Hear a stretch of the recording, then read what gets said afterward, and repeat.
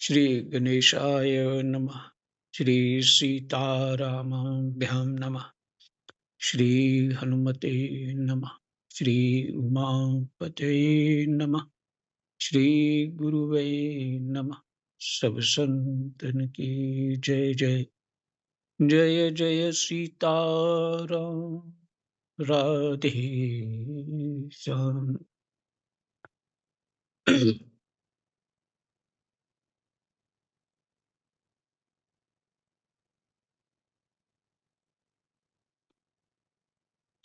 दशम स्कंद 65वां अध्याय और प्रसंग है श्री बलराम जी का ब्रज गमन।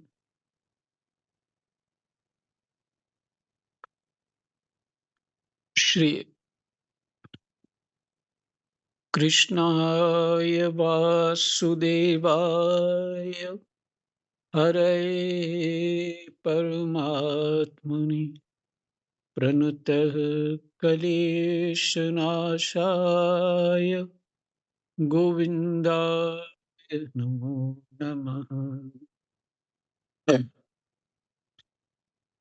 श्री सुखदेव जी कहते हैं, परीक्षित, भगवान बलराम जी के मन में ब्रज के नंद बाबा आदि स्वजन संबंधियों से मिलने की बड़ी इच्छा और उत्कंठा थी।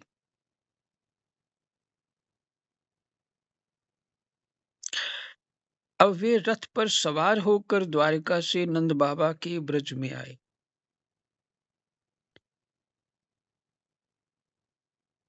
हम्म। फिर से भगवान बलराम जी के मन में ब्रज के नंद बाबा आदि स्वजन संबंधियों से मिलने की बड़ी इच्छा और उत्कंठा थी। अब वे रथ पर सवार होकर आए, द्वारका से नंद बाबा के ब्रज में आए। इधर उनके लिए ब्रजवासी गोप और गोपियां भी बहुत दिनों से उत्कंठित थीं। उन्हें अपने बीच में पाकर सबने बड़े प्रेम से गले लगाया। देखिए, दूर तो नहीं था, हस्तिनापुर दूर नहीं द्वारका से, तो ये कहाँ ब्रज कहाँ दूर है। लेकिन व्यस्तता ही इतनी थी। ऐसा नहीं कि बलराम जी और कृष्ण भगवान को ब्रज की स्मृति नहीं होती, खूब स्मृति होती उनको, पर वैसा समय भी होना चाहिए। हम्म। तो ऐसा तो उद्धव जी को जो भेजा उन्होंने, भगवान कृष्ण ने, उसके पीछे क्या था? स्मृति ही तो थी ना, ब्रजवासियों की स्मृति के कारण।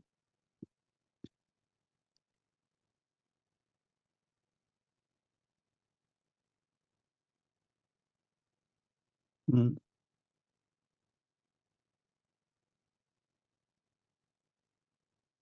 बलराम जी ने माता यशोदा और नंद बाबा को प्रणाम किया।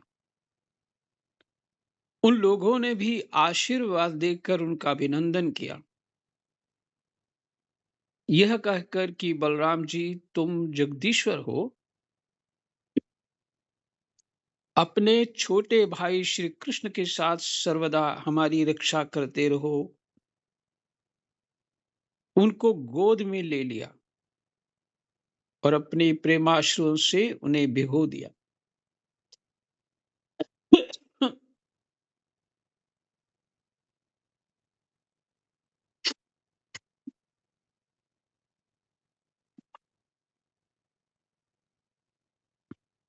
इसके बाद बड़े बड़े गोपों को बलराम जी ने और छोटे छोटे गोपों ने बलराम जी को नमस्कार किया। वे अपनी आयु, मेल झोल और संबंध के अनुसार सबसे मिले जुले।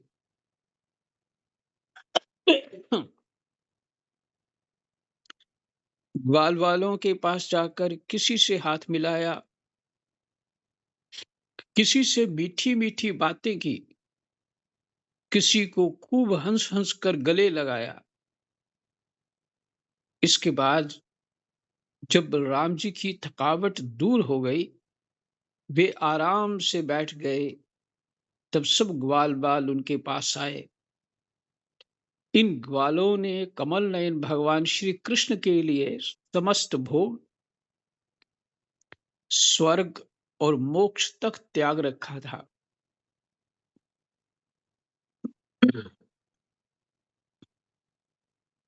ग्वाल वालों ने भगवान के लिए समस्त भोग, स्वर्ग और मोक्ष तक त्याग रखा था। बलराम जी ने जब उनके और उनके घर वालों के संबंध में कुशल प्रश्न किया, तब उन्होंने प्रेम गदगद वाणी से उनसे प्रश्न किया, बलराम जी, वसुदेव जी आदि हमारे सब भाई बंधु सकुशल हैं ना? अब हम आप लोग स्त्री पुत्र आदि के साथ रहते हैं, बाल बच्चेदार हो गए हैं, क्या कभी आप लोगों को हमारी याद भी आती है? स्त्री पुत्र आदि में तो चित्त ही लग जाता है, फिर दूसरी तरफ तो ध्यान ही नहीं जाता।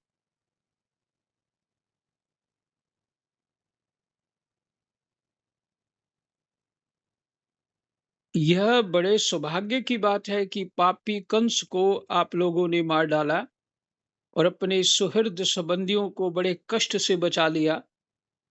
यह भी कम आनंद की बात नहीं है कि आप लोगों ने और भी बहुत से शत्रुओं को मार डाला या जीत लिया और अब अत्यंत सुरक्षित दुर्ग दुर्ग माने किले में आप लोग निवास करते हैं।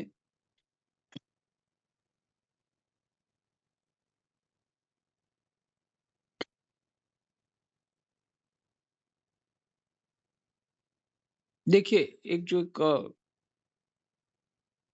एक श्लोक का कुछ लाइनें मेरी बुद्धि में बार बार उठ रही हैं, तो उससे कुछ बात करते हैं। ये ऊपर जो मैंने पढ़ा, इन ग्वाल वालों ने कमल नयन भगवान श्री कृष्ण के लिए समस्त भोग, स्वर्ग और मोक्ष तक त्याग रखा था।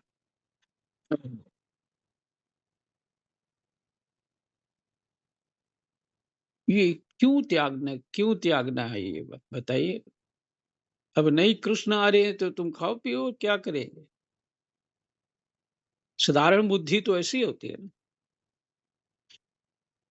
तो उन्होंने क्यों त्याग रखा था?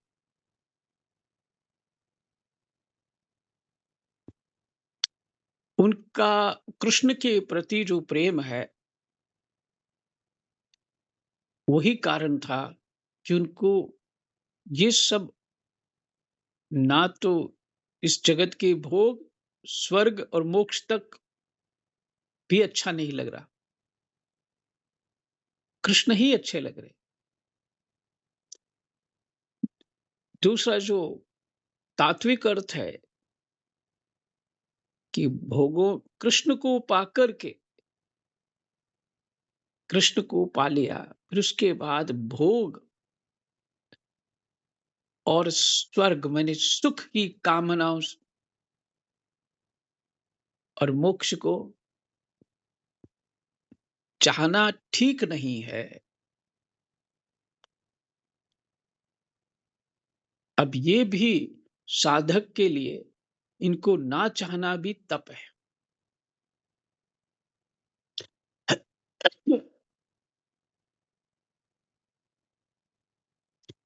कि भगवान की स्मृतियों का वो सुख आ रहा है कि उस सुख को अगर कोई दूसरा सुख लेना है तो फिर मन और बुद्धि तो उधर लगानी पड़ेगी, और मन तो भगवान में रमा हुआ है।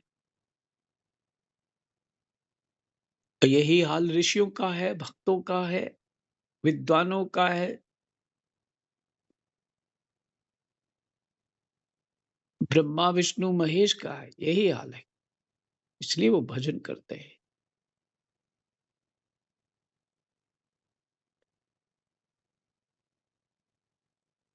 तूने समस्त भोग स्वर्ग और मोक्ष तक त्याग रखा था। बलराम जी ने जब उनके और उनके घर वालों के संबंध में कुशल प्रश्न किया, तो इसलिए अभाव है जीवन में, तो चित्त होता है कि ये सारी वस्तुएं जो दुनिया भोग रही है हमें प्राप्त हो। तो फिर तो मन तो उसी में लग गया ना, उन्हीं कामनाओं में चित्त घुस गया, तो कृष्ण तो छूट गया ना। वो कामनाएं सर्वोपरि हो गई और कृष्ण गौण हो गए। इस मर्म को जानना चाहिए, इस बात को जानना चाहिए, समझना चाहिए कि हमारी कामना कैसी हो रही है। कि भगवान से मिला रही है कि भगवान से हटा रही है।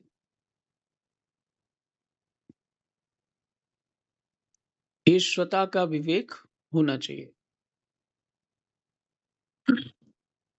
परीक्षित भगवान बलराम जी के दर्शन से, उनकी प्रेम भरी चितवन से गोपियां निहाल हो गईं। उन्होंने हंसकर पूछा, क्यों बलराम जी, नगर नारियों के प्राण वल्लभ श्री कृष्ण अब कुशल तो है ना? माने कृष्ण सकुशल तो है ना?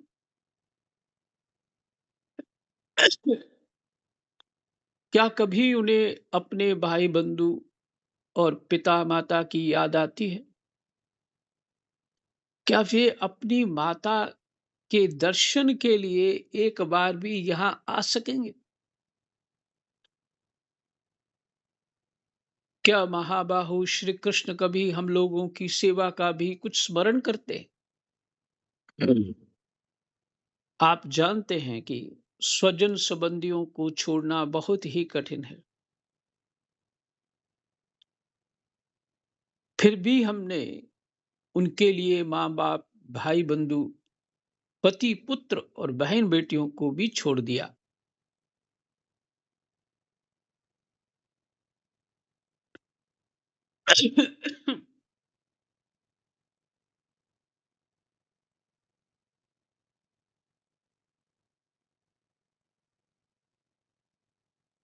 आप जानते हैं कि स्वजन संबंधियों को छोड़ना बहुत ही कठिन है। फिर भी हमने उनके लिए माँ बाप, भाई बंधु, पति पुत्र और बहन बेटियों को भी छोड़ दिया। परंतु प्रभु, वे बात की बात में हमारे सौहार्द और प्रेम का बंधन काटकर, हमसे नाता तोड़कर परदेश चले गए। हम लोगों को बिल्कुल ही छोड़ दिया। हम चाहती तो उन्हें रोक लेती, परंतु जब वे कहते कि हम तुम्हारे ऋणी हैं, तुम्हारे उपकार का बदला कभी नहीं चुका सकते, तब ऐसी कौन सी स्त्री है जो उनकी मीठी मीठी बातों पर विश्वास ना कर लेती? मैंने सब कर विश्वास कर लेती। एक गोपी ने कहा, बलराम जी, हम तो गांव की गंवार ग्वालिने ठहरे, उनकी बातों में आ गईं, परंतु नगर की स्त्रियां तो बहुत बड़ी चतुर होती हैं। भला वे चंचल और कृतघ्न श्री कृष्ण की बातों में क्यों फंसने लगी? उन्हें तो वे नहीं छका पाते होंगे।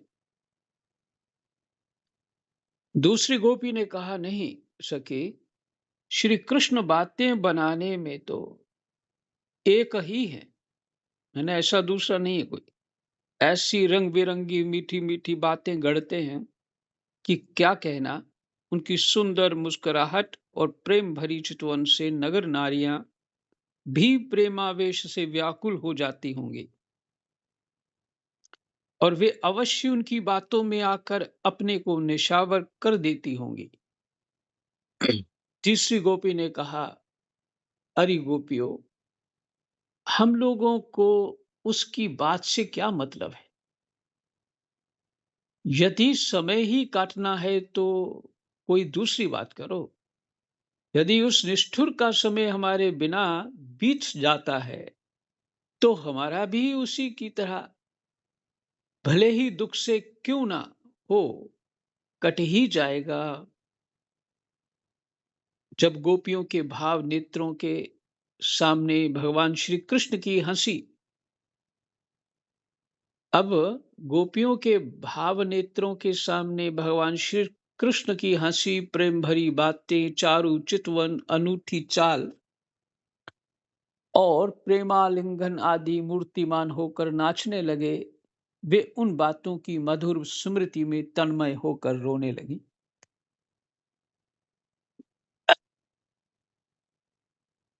परीक्षित, भगवान बलराम जी नाना प्रकार से अनुनय विनय करने में बड़े निपुण थे।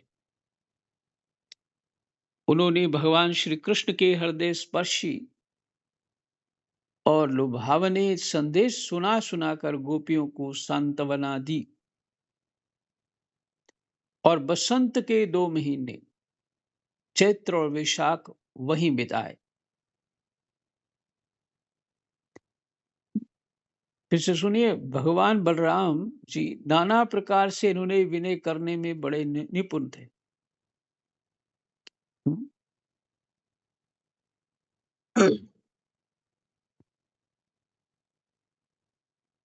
उन्होंने भगवान श्री कृष्ण के हृदय स्पर्शी और लुभावने संदेश सुना सुनाकर गोपियों को सांत्वना दी और बसंत के 2 महीने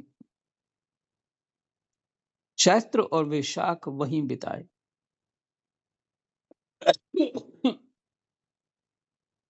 वे रात्रि के समय गोपियों में रहकर उनके प्रेम की अभिवृद्धि करते क्यों ना हो, भगवान राम ही जो ठहरे।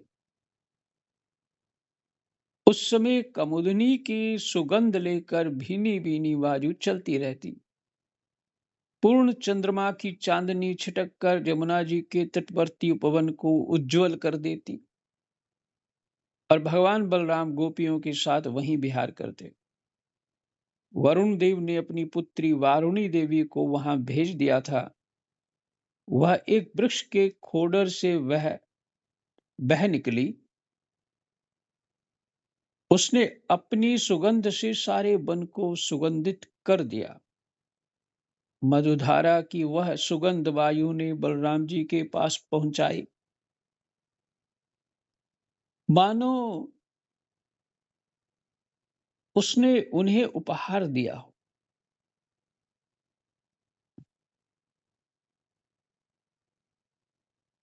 वारुणी देवी जो है, वारुणी सुगंध है, कोई एक पेय पदार्थ होता है वारुणी, वो बहुत विशेष सुगंध होती है। तो हवा ने सब तरफ उसका महक जो है वो पहुंचा दी। उसकी महक से आकृष्ट होकर बलराम जी गोपियों को लेकर वहां पहुंच गए और उनके साथ उसका पान किया। उस समय गोपियां बलराम जी के चारों ओर उनके चरित्र का गान कर रही थीं और वे मतवाले से होकर वन में विचर रहे थे। उनके नेत्र आनंद मद से विह्वल हो रहे थे। गले में पुष्पों का हार शोभा पा रहा था। बैजंती की माला पहने हुए आनंदोन्मत्त हो रहे थे। उनके एक कान में कुंडल झलक रहा था। मुखारविंद पर मुस्कुराहट की शोभा निराली ही थी। उस पर पसीने की बूंदें हिमकण के समान जान पड़ती थी। सर्वशक्तिमान बलराम जी ने जल क्रीड़ा करने के लिए यमुना जी को पुकारा, परंतु यमुना जी ने यह समझकर कि ये तो मतवाले हो रहे हैं, अर्थात उन्होंने वारुणी पी रखी है, उनकी आज्ञा का उल्लंघन कर दिया, वे नहीं आई। तब बलराम जी ने क्रोधपूर्वक अपने हल की नोक से उन्हें खींचा और कहा, पापिनी यमुने, मेरे बुलाने पर भी तू मेरी आज्ञा का उल्लंघन करके यहाँ नहीं आ रही। मैं तेरा तिरस्कार कर रही है, मेरा तिरस्कार कर रही है। देख, अब मैं तुझे तेरे स्वेच्छाचार का फल चखाता हूँ। अभी अभी तुझे हल्की नोक से 100 टुकड़े किए देता हूँ। जब बलराम जी ने यमुना जी को इस प्रकार डांटा फटकारा, तब वे चकित और भयभीत होकर बलराम जी के चरणों पर गिर पड़ी और गिड़गिड़ाकर प्रार्थना करने लगी। लोकाभिराम बलराम जी, महाबाहो, मैं आपका पराक्रम भूल गई थी। जगतपते, अब मैं जान गई कि आपके अंश मात्र शेष जी इस सारे जगत को धारण करते हैं। भगवान भगवान आप परम ऐश्वर्यशाली हैं। आपके वास्तविक स्वरूप को ना जानने के कारण ही मुझसे ये अपराध बन गया है। सर्वस्वरूप भक्त वत्सल, मैं आपकी शरण में हूँ। आप मेरी भूल चूक क्षमा कीजिए, मुझे छोड़ दीजिए। अब यमुना जी की प्रार्थना स्वीकार करके भगवान बलराम जी ने उन्हें क्षमा कर दिया। फिर जैसे गजराज हाथनियों के साथ क्रीड़ा करता है, वैसे ही वे गोपियों के साथ जल क्रीड़ा करने लगे। जब वे यथेष्ट जल विहार करके जमुना जी से बाहर निकले, तब लक्ष्मी जी ने उन्हें नीलांबर बहुमूल्य आभूषण और सोने का सुंदर हार दिया। राम जी ने नीले वस्त्र पहन लिए और सोने की माला गले में डाल ली। वे अंगराग लगाकर सुंदर भूषणों से विभूषित होकर इस प्रकार शोभायमान हुए, मानो इंद्र का श्वेत वर्ण ऐरावत हाथी हो, क्योंकि वो तो श्वेत वर्ण के ही थे। बलराम जी, परीक्षित, यमुना जी अब भी बलराम जी के खींचे हुए मार्ग से बहती हैं और वे ऐसी जान पड़ती हैं मानो अनंत शक्ति भगवान बलराम जी का यश गान कर रही हो। बलराम जी का चित्त ब्रजवासिनी गोपियों के माधुर्य से इस प्रकार मुग्ध हो गया कि उन्हें समय का कुछ ध्यान ही ना रहा। बहुत सी बहुत सी रात्रियां एक रात के समान व्यतीत हो गईं। इस प्रकार बलराम जी ब्रज में विहार करते रहे 2 मास, चैत्र और वैशाख।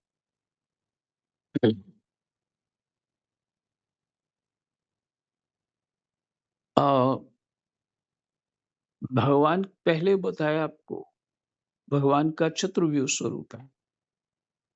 बलराम जी कृष्ण दो नहीं, प्रद्युम्न और अनिरुद्ध कोई दो नहीं, तो एक ही है। भगवान ने अपने को हम्म, चार चार स्वरूप में प्रकट किया। इसी तरह रामायण में भी है। और वही इस और मर्यादाएं भी स्पष्ट की वहां रामायण में।